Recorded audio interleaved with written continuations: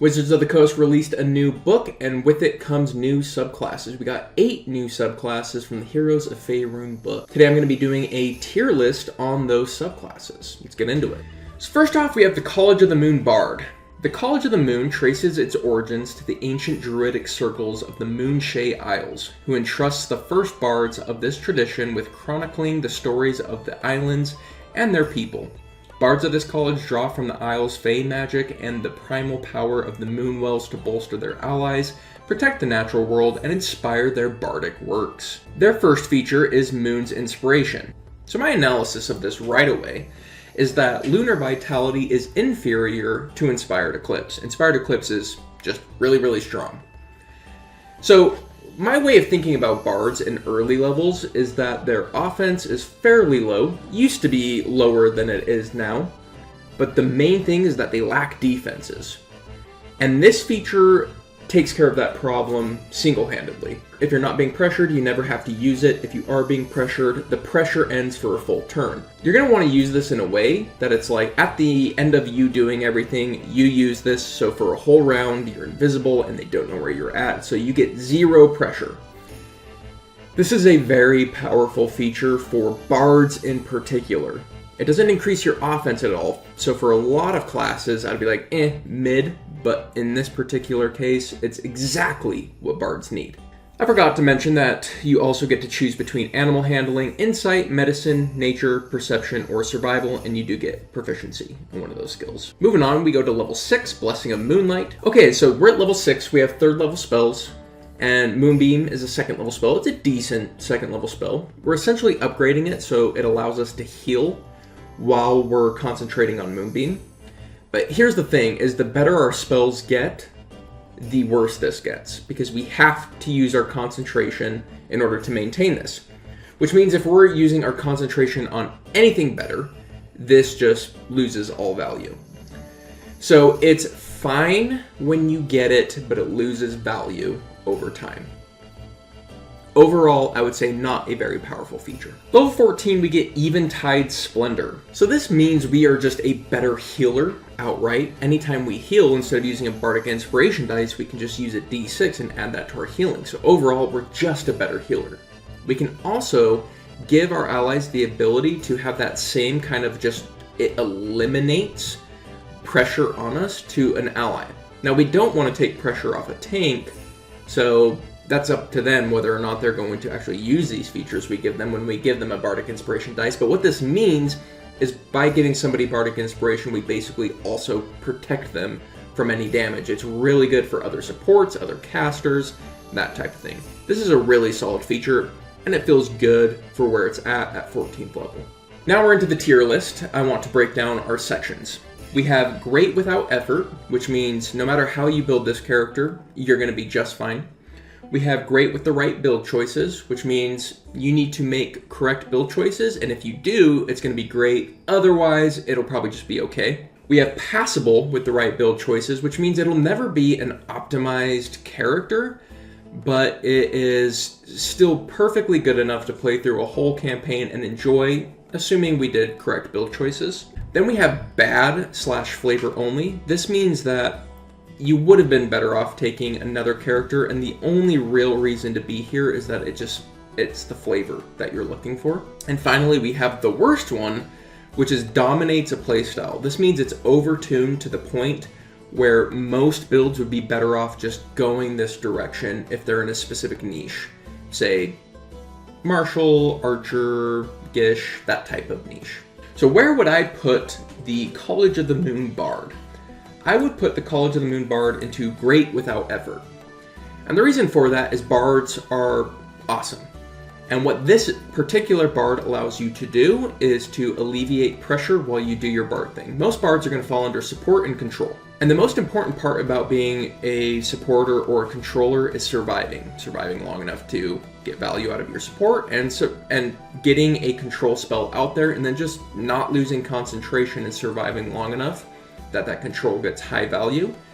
And this bard naturally does that. This bard is the answer to bard's primary weakness, which is between levels 1 and 4. They really struggle with defense. So this is the type of bard you really can't go wrong with. Next up we have Knowledge Domain Cleric, one of my favorite clerics from back in the day, and I think it's one of the most slept on clerics. The Knowledge Domain values learning and understanding above all. Clerics who tap into this domain study esoteric lore, collect old tomes, delve into secret places, and examine the processes of the mind. To them, knowledge is more valuable than material wealth, and learning is an act of worship.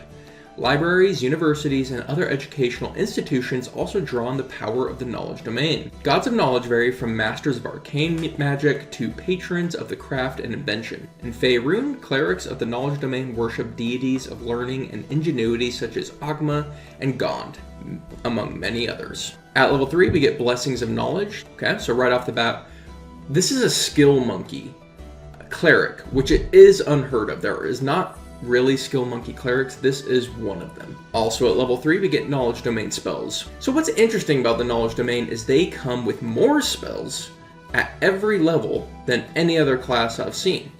Where most are getting 2 per level advancement, they're getting 3. That's pretty interesting. Many of these are asterisked because they're part of the Spell of Divination School, and why that matters is the next feature, Mind Magic. So basically, we get to use Channel Divinities to use our divination spells from our spell list, which is anywhere from like fine to pretty amazing.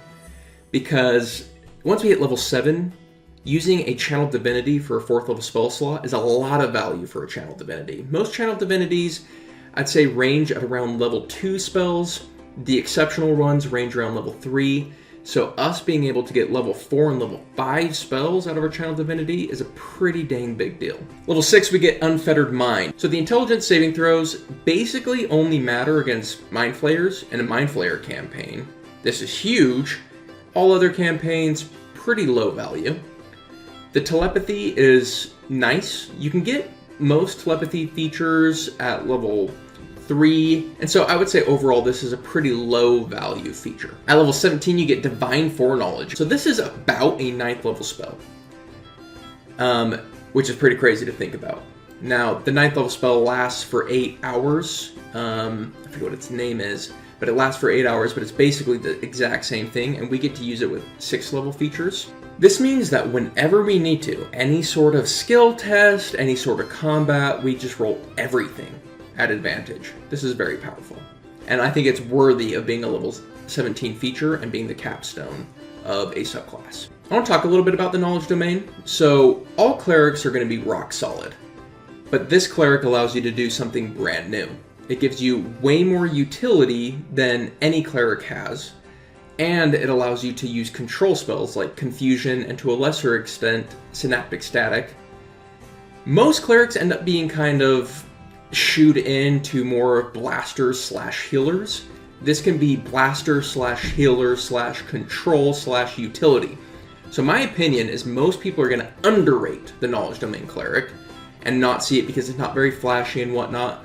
But if you're asking me in particular, the knowledge domain cleric has to go into great without effort. Is it better than the moon bard? Hard to say. I think most people would say no. I tend to lean towards yes. I think most people are going to not agree with that. I think most people are going to review knowledge domain less than I do, but I highly value information. It's like, if you can use Arcane Eye to look at 2 different directions of a path, decide which one's better for you, and avoid a bad favored combat entirely, it's hard to evaluate how much value that was, right? It's not like a certain number. It's not 6d6 versus 18d8, which is easy to evaluate. It's harder to evaluate. But when it comes down to it, information is power and lets you make the best decisions in any given situation, which can mean avoiding entire combats, which is the equivalent of defeating that entire combat for the price of 1 Channel Divinity. So I really review this quite high. Next up we have Banneret. This is a fighter. Bannerets are paragons of valor and leadership who protect the innocent and rally fellow adventurers to the cause of justice and freedom. Many are knights serving in Khmer, the Silver Marches, Demera, Chesenta, or other lands across Faerun. They wander the realms as knights errant, taking the fight against evil beyond their kingdom's borders. A Banneret relies on judgment, bravery, and fidelity to the code of chivalry to guide them in defeating evildoers. A lone Banneret is a skilled warrior, but when leading a band of allies, one of these warriors can transform even a poorly equipped militia into a ferocious warband. At level 3, we get Knightly Envoy. So basically what this tells us is that we're going to be more of a face, and it allows us to speak the languages of anyone that we're going to probably want to be a face towards. Overall, it's a bit of a ribbon feature, but I think it's a pretty good ribbon feature. Level 3, we get Group Recovery. This is a pretty weak feature overall. Think about it as like, let's say your charisma modifier is 3. So that's 3d4 of healing once per short rest. That's a pretty weak feature overall. Level 7, we get Team Tactics. Okay, this is much better. So we're buffing something we were already doing, which is healing our allies, but this means a big turn. This means all of our allies are going to be attacking an advantage, and then any sort of saving throw against them they're gonna have advantage against it. So it's strong offensively and defensively against enemies with saving throws. I think if you're going into Banneret, you're going into Banneret because of this feature in particular. This is very powerful. It does represent 1 turn per short rest that you are very powerful though. All other turns, you're just kind of a weaker fighter than any other fighter. Level 10, Rallying Surge. This represents a 2nd turn per short rest in which we get to have extremely high value. And I really think it's interesting that this tells us that we want to match our charisma score to the number of characters in our party. The more characters we have, the higher we want our charisma. And I think that's a really unique design, that based off of your party size, your optimal builds are going to be different. If you only have 2 allies, your optimal build is going to be far different than if you have 5. I really like that because it's an interesting building opportunity that no other fighter has. So outside of just power level, I do like the design they're going with here. Level 15, we get Shared Resilience. So this is transferring our Indomitables over to our allies, which Indomitable is a powerful feature, but you got to keep in mind that for every time you use this, now you're going to fail a saving throw in the future. It's a sacrifice along with a benefit, and the problem is they're almost equal. So are there times this is going to be incredible? Yes. Are there times that this is going to screw you over? Yes. Overall, I think a fairly low powered feature, especially at level 15. At level 18, we get Inspiring Commander. Immunity to the Charmed and Frightened conditions is very good. But it's something a lot of people get a lot earlier than we're getting it here. So I'd say kind of low powered there. And then the 60-foot emanation is almost a need more than something that we're excited about, because once you're hitting level 18, the battlefields just are much more sprawling, much more complicated. And so it's kind of like we need this just to continue being okay. So what's my take here? I think the power level is actually relatively low, but the design and playstyle is really unique, and I love it for that reason. This is a totally unique playstyle that only the Banneret fighter can do. So even though its power level is less than other fighters, I think I'm excited for it to exist for the sheer purpose of, if you want this playstyle, you're going to get it nowhere else. So where does the Banneret fall? It is great with the right build choices. Next up, we have Oath of the Noble Genies Paladin. Paladins sworn to the Oath of the Noble Genies revere the forces of the elemental planes. Through taking this oath, Paladins draw power from the 4 different types of Genies: Dao, Masters of Earth; Jinn, Masters of Air; Efreet, Masters of Fire; and Marids, Master of Water. In Faerun, many Paladins who swear this oath hail from Kalimshan, a land teeming with Genies. Paladins who swear this oath often undertake quests that take them all over the realms and across the multiverse, including the elemental planes. These Paladins share the following tenets: sow the seeds of creation amid the ashes of destruction, lead with splendor and grace, and respect the elements and fear their wrath. Level 3, we get Elemental Smite, Dao's Crush. That's pretty insane. That is a no saving throw. You are restrained until you use your action to attempt to escape the restraint, which you may or may not do. As far as Channel Divinity goes, that one alone basically outpowers any other Channel Divinity I can think of among the Paladins. Very powerful. But as if that wasn't enough, you also have the flexibility of getting 3 other versions of this effect. Next up is Jin's Escape. This is situational, but not that situational. It's mobility, It is defense against bludgeoning, piercing, and slashing damage, and it's immunity from people who are trying to use the grapple, prone, and restrain conditions. So there are going to be times this is even more valuable than the Dao, which is incredibly invaluable. So not only do we have a Paladin that has just like extremely powerful features no matter what combat you're in, we also have flexibility for specific combats. That's pretty nutty. Then we have a Freedy's Fury. The only time I can imagine myself using this one is if I hit a crit and I'm going for like, I really want to kill this character.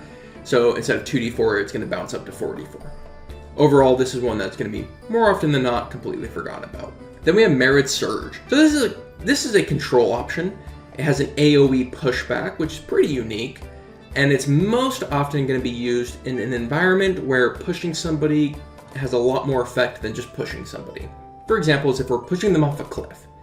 So this is situational, but in situations it can be more powerful than the Dao's feature. What's unique about this Paladin is that we have an incredible amount of flexibility and a higher power level than other Paladins baked into one. Then we get our Genie spells. The standouts there to me are Conjure Minor Elementals, because it gives us kind of a Spirit Guardians like AoE around us. It gives us options for lots of enemies, even though we're getting it later than elsewhere. Fly is kind of similar, that even though we're getting it at 9, Fly is just an incredible spell, and especially as a melee fighter, which most Paladins are, that is going to be something we really, really want. Okay, then we get a third feature at level 3. We get Genie Splendor. So we get a skill, and then we get this interesting armor feature. Now, I will say there's going to be a lot of Genie Paladins that just completely ignore this, especially if you want to multi-class, because you're still going to need strength. But this does allow for Dexedin builds with more AC than normal. This is a really strange feature to me, in that it kind of goes outside of Paladins, that you rarely see an unarmored Paladin. I don't know if I love this feature flavor-wise, but I will say that for a Dexedin, this is pretty exciting. For any other Paladin, you could basically forget it exists. Level 7, we get Aura of Elemental Shielding. Several combats, this is going to do literally nothing. But for every single combat that there's acid, cold, fire, lightning, or thunder damage, this is going to be a crazy powerful feature. That's most dragon fights, that's tons of elemental fights. So I would actually say that the flexibility of this feature and just how much impact it has when it matters puts it as a very high tier feature, even though there's going to be plenty of combats where this does literally nothing. Next up, we get Elemental Rebuke. Okay, the big thing there is you take half damage a couple times a day. Just makes you tankier. You do a little bit of damage in return, but that's what it's about. And then we can only use this feature a number of times equal to our Charisma modifier. This is a fine feature, but it's nothing crazy, especially at level 15. But I'm fine with that because of how powerful this subclass has been. It's kind of nice to have a little bit of a slower level. Level 20, we get Noble Scion. This is worthy of level 20. Fly speed is great, but more importantly, the Minor Wish. Just the ability to say, hey, I succeed on that saving throw. Every single turn is very, very powerful. Overall, I would say this subclass is extremely powerful to the point where it might step on the toes of the other Paladins, which is dangerous. And so it makes me very close to putting this into the dominates a playstyle, and the playstyle I would say it dominates is Paladin, the Paladin playstyle. But giving it the benefit of the doubt, I think I'm just going to put it in the great without effort. It's definitely great without effort, and I think it's better than the other two classes. This one is dangerous, I won't lie. I think that right now I'm giving it the benefit of the doubt and saying it's not cracked, but it's close to being cracked. Next up, we have the Winter Walker Ranger. Winter Walkers hone their craft in the bleak and frozen wilds of places like the Icewind Dell. These ruthless rhymed rangers hunt monsters that haunt Arctic wastelands, eventually becoming frigid terrors themselves. Winter Walkers are well versed in the phenomena of Icewind Dell, including the latent magic of fallen Netherese cities, endemic monsters like Yetis and Krakaks, and the rising threat of the Underdark invaders. Due to their cold pragmatism, terrifying magic, and mastery of the region, Winter Walkers are regarded with equal parts respect and fear. 10-town citizens say that Winter Walkers' frequent exposure to malignant entities gives them their fearsome powers. Many reghead nomads, on the other hand, believe that Nature spirits bestow on winter walkers a unique curse. At level 3, we get Frigid Explorer. This is the lowest amount of damage that any of the ranger subclasses give, being tied with the Fey Wanderer. But on the plus side is it incentivizes you to hit multiple different enemies in order to get this effect, which is the total opposite of what Hunter's Mark wants you to do, which is hit one enemy. So it's not strong, it's weak. This is among the weakest of the Ranger's extra damage features. Also at level 3 you get Hunter's Rhyme. So this kind of leans us towards being more of a melee Ranger, because we're going to have more HP to be up front, and people can't disengage against us, which basically only matters if you're a melee Ranger. Overall, it's still not that powerful though. It's a decent amount of temp HP, it's a decent amount of tankiness, but it's all tied to Hunter's Mark, which means that as we get higher level and we get better spells, this isn't going to get used as often. I really don't like the design that they're going with Ranger in the 2024 Player's Handbook, where they're tying everything to a first level spell slot that often isn't going to get used because there's better spells later down the line. We get some Winter Walker spells. This is not a good spell list. Ice Knife is not that good at level 1. Whole Person is fine at level 2, and it's probably the highlight of the spell list, but at level 5 it's nothing special. Level 9, Remove Curse, okay. Level 13, Ice Storm, okay. And level 17, Cone of Cold, like that's a decent spell when you get it originally, but here at level 17, it's like, thanks for the AoE option. Same with Ice Storm, thanks for the AoE option. I guess it might get used here and there, but it's not that powerful. Level 7, we get Fortifying Soul. So once per long rest, we get a kind of AoE heal, which is pretty unique for a Ranger, I will say. It's not the most powerful AoE heal of all time. It's not terrible. At this level, we're looking at about 12 HP per person. Advantage on saving throws to end the frightened condition. It's like sometimes that'll matter. I have to put this one straight mid. I can't say it's terrible. It is a whole action to do this as well. I can't say this is extremely powerful. This is super mid. Level 11, we get Chilling Retribution. This is probably the best feature we've seen so far. Stunned on a reaction is pretty dang powerful. Tied to your Wisdom modifier is fine. Overall, I'd say this is the best, but it's not an exciting feature. It's not super high in flavor. Level 15, we get Frozen Haunt. I think this would be a decent feature at level 3. I think at level 15, this is pretty hot garbage. What's my take on this Ranger? This kind of feels like the old Monk felt to me, where it's like, we have the weakest class, and it feels like they just keep giving us the weakest subclasses for the weakest class. And that's kind of where Ranger feels right now. The unique things about this is the cold damage. It kind of suggests we want to do more of a melee build. But overall, I would say this is one of the weaker Rangers. If I'm going to our tier list, I would say I would put this into bad/flavor only if I didn't take a look at the new feats. With one of the new feats, I feel like we do have a very particular niche that makes this passable with the right build choice. But man, I'm very disappointed in the design of this. Next up, we have Scion of the Three. This is a rogue. At level 3, we get Bloodthirst.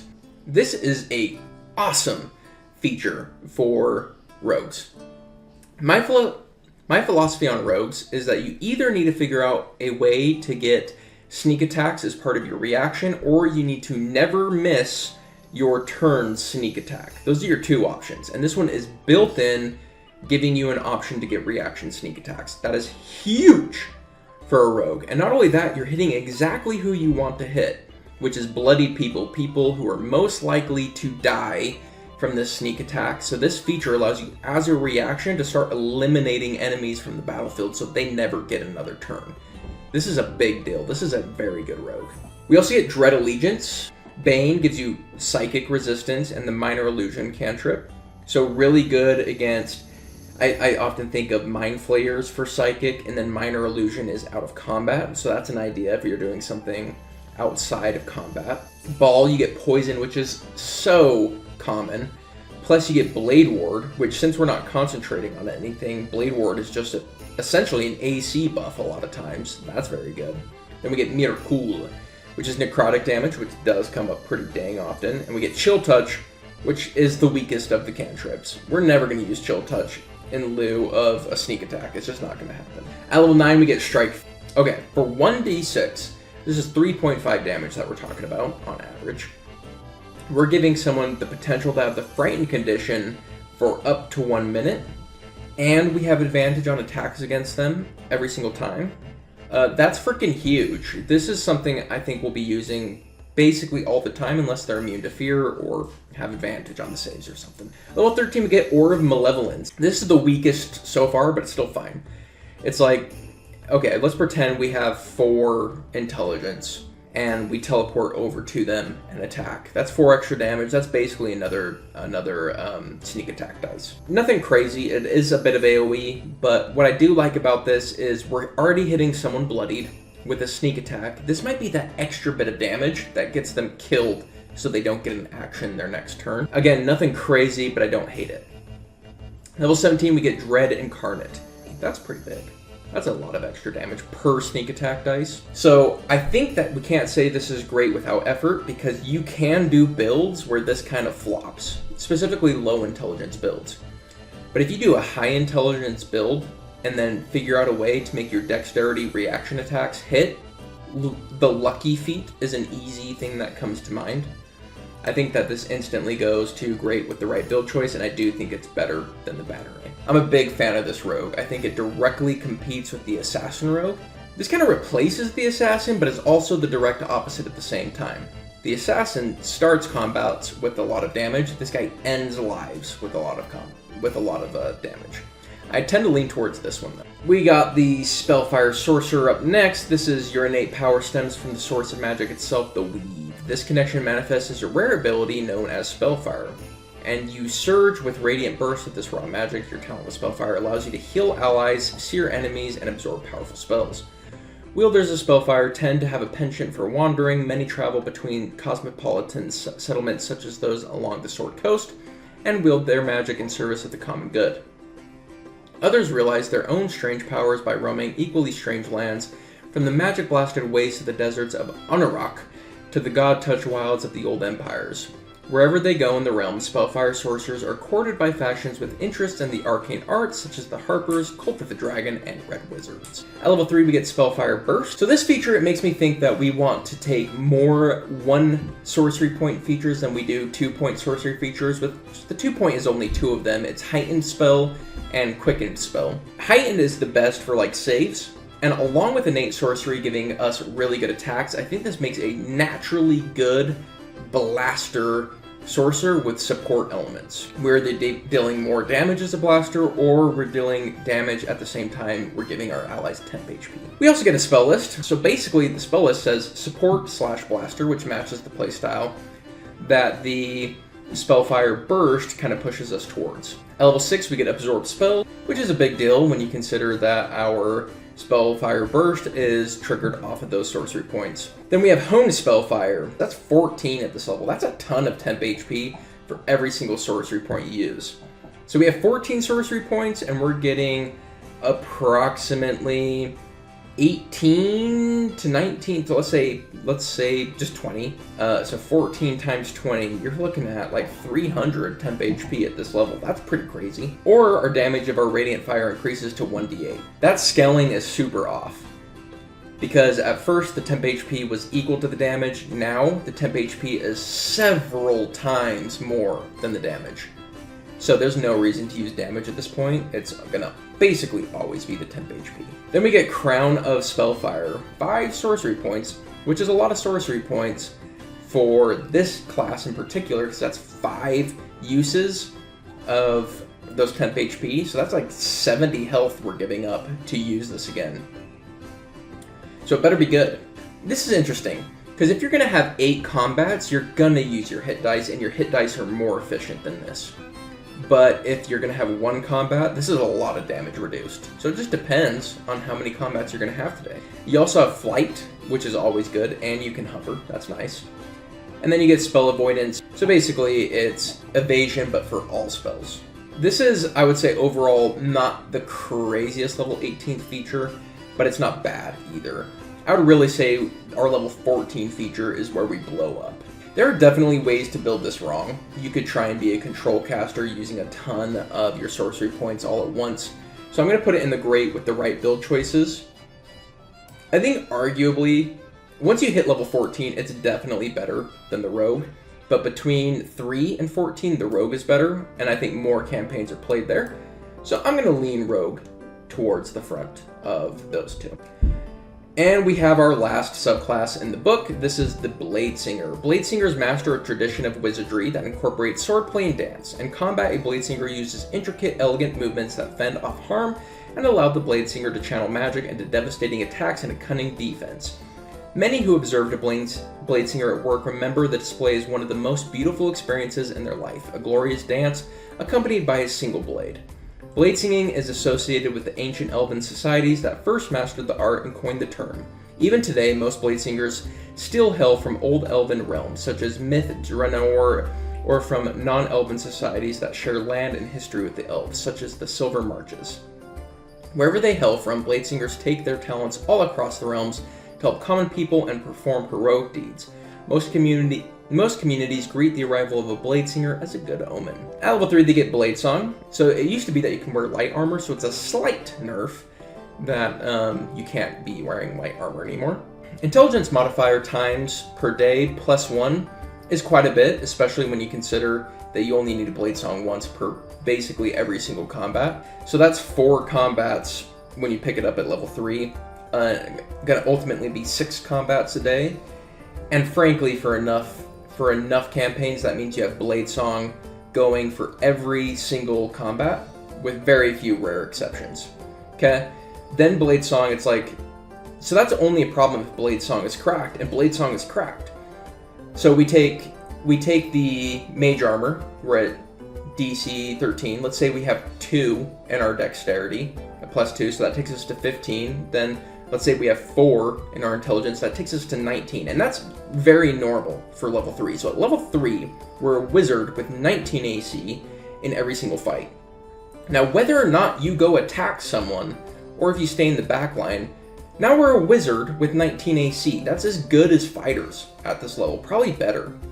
And then when we're attacked, we still have shields, so we can go up to 24 AC easily. And this only gets better as we increase levels. So it's just, it takes what Wizard's problem is, which is consistent defense, and it really turns it up to 20, where we're as good at the best defenders in the game as a Wizard. I didn't like the Bladesinger in the original game, and take it from someone who's done 600 builds in 5e, that so many of those builds, anytime I did a Gish, it was so often that I would get a comment that said, Bladesinger does this better. Or that I'd be building and I'd go, I realize Bladesinger does this better, but for flavor reasons I'm going a different direction. That tells you it's too powerful. And not enough has changed here to change that. That Bladesinger still dominates being a Gish. So I'm actually really not excited to see Bladesinger back in 5.5. And if that wasn't enough, we have more to do. Blade work. Whenever you attack with a weapon with which you have proficiency, you can use your intelligence modifier for the attack and damage rolls instead of using strength or dexterity. This used to be a bigger deal than it is now because True Strike exists. So we're just going to be using True Strike up until level 6 anyways. Then we have focus. When you make a constitution saving throw to maintain concentration, you can add your intelligence modifier to the total. This is a big enough deal that between your high AC and this, you're rarely going to fail a concentration throw. Level 3, we get Training in War and Song. At level 6, we get Extra Attack, but it's not the normal Extra Attack. It's an extra attack in which one of the attacks is a cantrip. Okay, this is a little bit problematic in that Fighters just got Extra Attack, but this is better than a Fighter's Extra Attack. Because not only are we getting Extra Attack scaling, we're also getting cantrip scaling on top of it. And it's only at this point that our ability to use intelligence modifier on our attacks starts to matter, because that extra attack we get. Then we get level 10 Song of Defense. This is a really easy way to say, like, I don't want to make a concentration check. But overall, you're probably going to get more value out of your spell slots using them regularly. Not a crazy feature here, for once. Level 14, we get Song of Victory. This is going to be just a way to keep being a Gish, even as we're becoming more and more of a caster. Because a lot of times, really what's going to happen is our casting gets so good that we're really here because of the plus to AC. And so this is just going to allow us to keep doing a schmack here and there as we're just being a caster. Alright, I've always had a problem with the Bladesinger. I've felt it's too good and it's too out of line of what the main class is about. I think wizards are all about high risk, high reward. You do really powerful things, but you're really, really squishy, and this just throws that out the freaking window. And so I would put it into dominates a playstyle, and the playstyle it dominates is being a Gish. And it's unfortunate, but I think nothing has changed. It's still kind of a problematic class, in my opinion, subclass. Alright, that is my tier list of all the new subclasses. Overall, I've been pretty pleased. I think there's a lot of cool subclasses. I think this is a pretty neat book. I like reading about the factions and the gods and stuff. I'm going to go ahead and do a tier list on the feats as well as the spells, so that's coming up. If you want to see that, go ahead and hit the subscribe button and hit that bell icon so when the time comes, you will be notified. Alright, my friends, until next time, peace.